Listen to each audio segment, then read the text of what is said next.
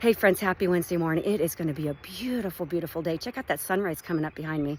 Hey guys, I just wanted to share something that was on my heart this morning, something that I really, really hope blesses you. I know it did me this morning. I had a very, very timely Bible study in light of what happened over the weekend. I was in 1 Samuel 17. It's the story of David and Goliath. I highly, highly encourage you to read it. It's an awesome, awesome story, right?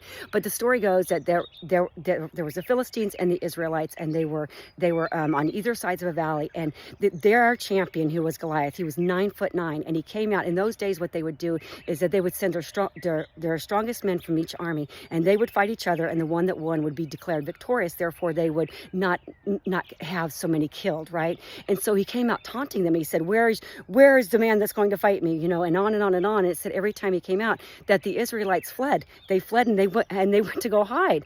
And he kept coming out every single day. And then we have the story of David. I love this. His dad sends him out for his three brothers who are fighting. He says to him, hey, I'm going to give you these provisions. Go bring these supplies to your brother. So he does, and he gets there, and he asks, what is going on over here? And they explain to him, this giant is coming out to fight us, and you know, there's no one here who can fight them, who can fight him.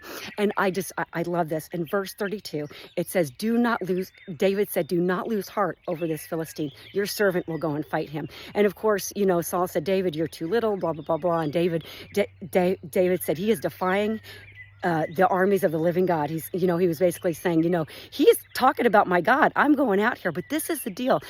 David told him, he said, I've already been prepared. I'm ready for this. I'm equipped for this.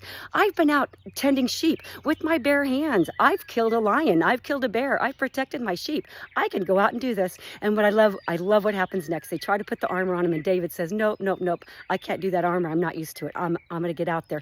But this is the deal, because they saw a giant. David also saw a giant, but he saw a giant God. So this giant in front of him was a giant target. See, David knew that his God was so much bigger, and that this giant who was defying the armies of the living God was going to go down, because David came in the power of God. So the story tells us that he picked up 5 stones and a slingshot, and this huge target, he had a huge target, and he flung a stone, hit Goliath between the eyes, and killed him. So I just love this. But how it relates to this weekend is, I had a trail run to do. It was the Grasslands 100, and the night before we went to pack a pickup and got to look at the trail.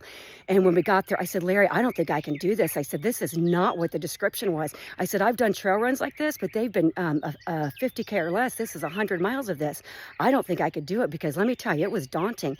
And he said, Melissa, the hay's in the barn. He said, remember, you've done lots of these. It's just, you are ready for this, and the Lord is going to go with you.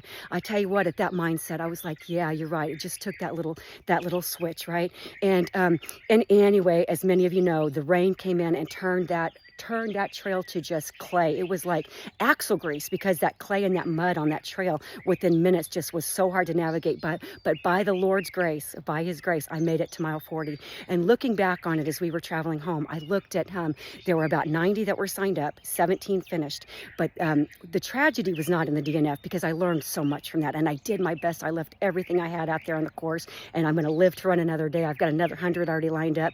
But the point was this: underneath all the DNFs, those people who looked at the course and said, you know what, I'm still going to go out there. I'm going to give it my best shot.